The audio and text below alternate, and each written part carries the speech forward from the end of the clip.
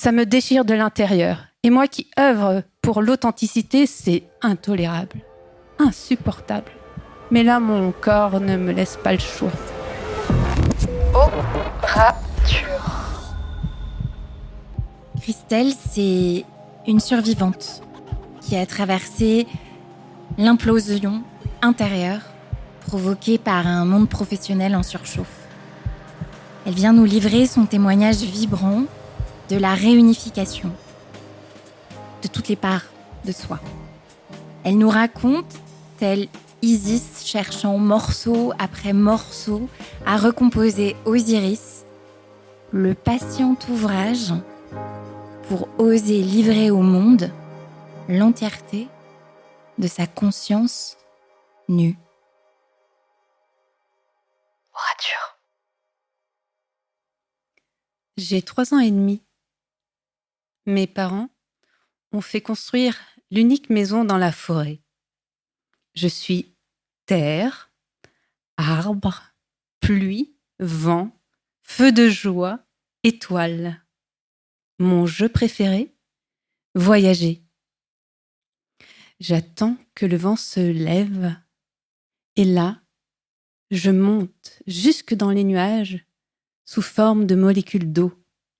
Je redescends en tant que goutte de pluie ou flocon. Je ruisselle. Je visite égouts, stations d'épuration, corps, organes, cellules.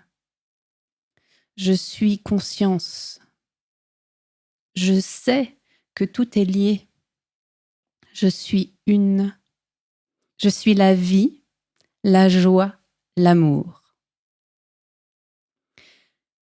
L'école et mon environnement m'inculquent des règles qui me sont étrangères.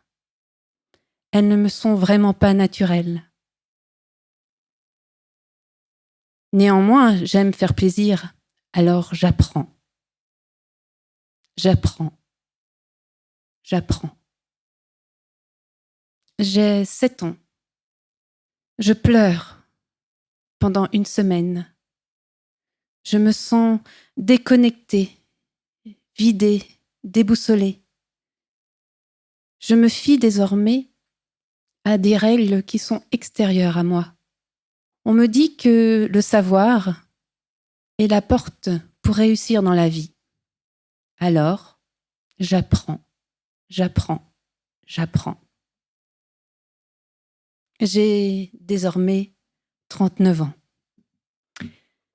Je suis docteur en sciences économiques et de gestion, docteur PhD en management, enseignante, chercheur au niveau international, executive coach, facilitatrice en intelligence collective. Je parle la langue des chiffres.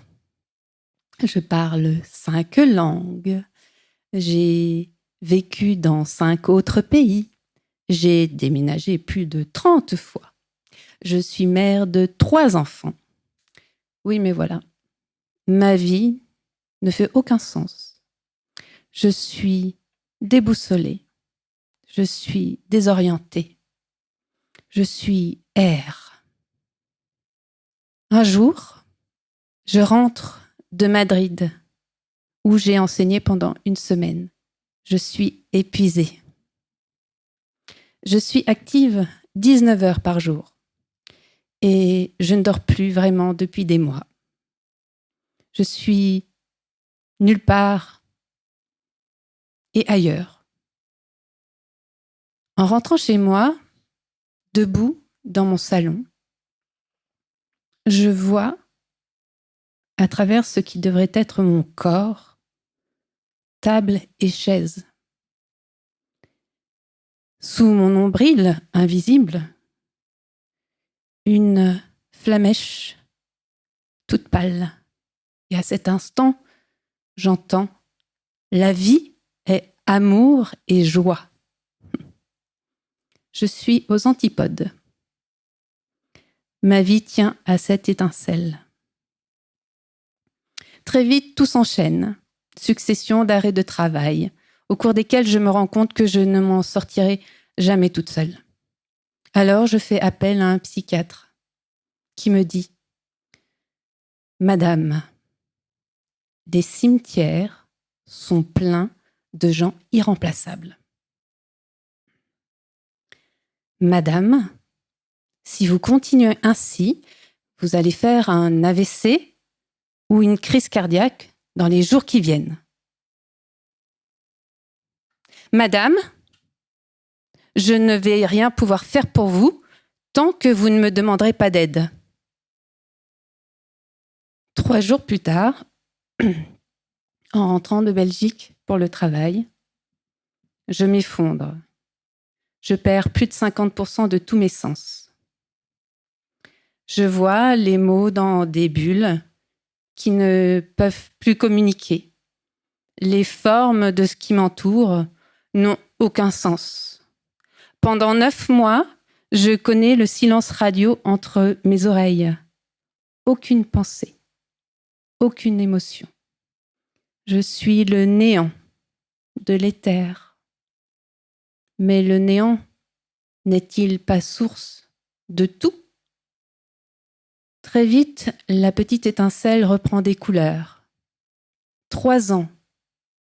3 ans. Il me faut 3 ans pour réapprendre à vivre, en pleine conscience, avec le reste de sens que j'ai. 3 ans pour que le sens revienne dans ma vie et que je récupère peu à peu mes sens. De retour dans le monde académique, je me rends compte que je ne fonctionne plus comme avant. Mon aventure a complètement reprogrammé mon cerveau. Désormais, les chiffres, les concepts, les théories ne me parlent plus. Ce qui me fait vibrer, c'est l'imprévu, l'inconnu, le surprenant, l'étrange, concret et subtil de la vie. Alors, pendant les 7 années qui suivent, ma vie prend un virage à 180 degrés. Je divorce avec amour. Et par amour pour moi. Je quitte le monde académique à la recherche de ce qui me fait vibrer à nouveau. Je m'immerge dans l'entrepreneuriat par curiosité et conviction. Je déménage 5 ou 6 fois supplémentaires. Je découvre les neurosciences et l'Ayurveda, médecine ancestrale, et je vais en Inde pour soigner les séquelles de mon burn-out très sévère. Au cours de cette même période, je connais la douloureuse expérience de la séparation des éléments en moi. Le vide de l'éther, l'agitation et le déboussolement de l'air, la colère du feu, le brouillard de l'eau, l'instabilité géographique liée à un manque de terre. Il y a 4 ans, je plonge enfin mes racines en Bretagne. Terre, me voilà. Enfin, je vais pouvoir me poser, m'apaiser. Enfin, je vais pouvoir m'atteler à ce qui me tient vraiment à cœur. Amener chacun et chacune à devenir la personne la plus importante de sa vie en écoutant les signaux de son corps, non pas par égoïsme, parce que c'est vital. Oui, mais voilà, cette année, durant toute cette année, alors que je m'affaire, alors que j'œuvre, des douleurs commencent à handicaper mon quotidien. Plus j'avance, plus je m'interroge, plus je cherche à comprendre, plus je change de posture, je change de communication dans mon entreprise, plus mes douleurs deviennent vives. Quelque chose coince. En mars dernier, Face aux douleurs intolérables, je jette l'éponge. Je mets genoux à terre. Je stoppe tout. J'abandonne tous mes projets, consciemment et délibérément. J'arrête tout ce que me dicte mon mental sous la pression financière. Stop.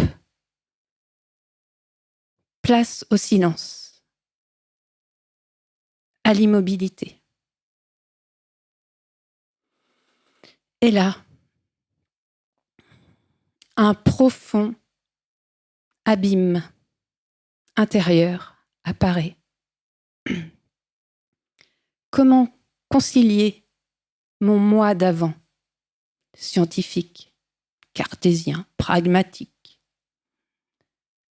reconnu professionnellement, car sérieux, avec mon moi nouveau, extrêmement connecté au vivant, libre, sans limite, qui vibre, qui capte les messages invisibles du subtil. Et puis surtout, comment en parler autour de moi? Comment me positionner par rapport au monde académique, au monde de l'entreprise, au monde de la santé, au monde de la spiritualité? Ça me déchire de l'intérieur. Et moi qui œuvre pour l'authenticité, c'est intolérable, insupportable. Mais là, mon corps ne me laisse pas le choix. Alors j'accepte. J'accepte la singularité de mon entièreté. Je me mets à l'aimer, à percevoir les potentiels inouïs qui s'offrent à moi. Et comme par magie, mes souffrances disparaissent peu à peu. Alors aujourd'hui est un grand jour. Aujourd'hui, j'ose me présenter une et entière dans toute ma singularité devant vous. J'ai réussi à retrouver la petite fille en moi, libre et sans limite grâce à l'éther, vibrante de joie grâce à l'air, source de lien grâce à l'eau, crépitante d'amour grâce au feu, confiante et enracinée grâce à la terre. Désormais, j'ai réussi à alchimiser les éléments en moi. Je parle leur langue, celle de la vie, celle de l'amour et la joie. Je vois et je fais les liens entre microcosme, macrocosme, entre invisible et visible, entre subtil et concret. Alors, me direz-vous, eh bien, outre l'expérience de l'amour de soi plus fort que tout, je sais profondément, au plus profond de mes cellules, que l'avenir et la pérennité de nos vies respectives, de nos organisations, de notre humanité, de notre terre, repose intégralement sur l'équilibre intérieur de chacun et chacune de nous. Alors, écoutons-nous, prenons soin de nous, aimons-nous. Radio.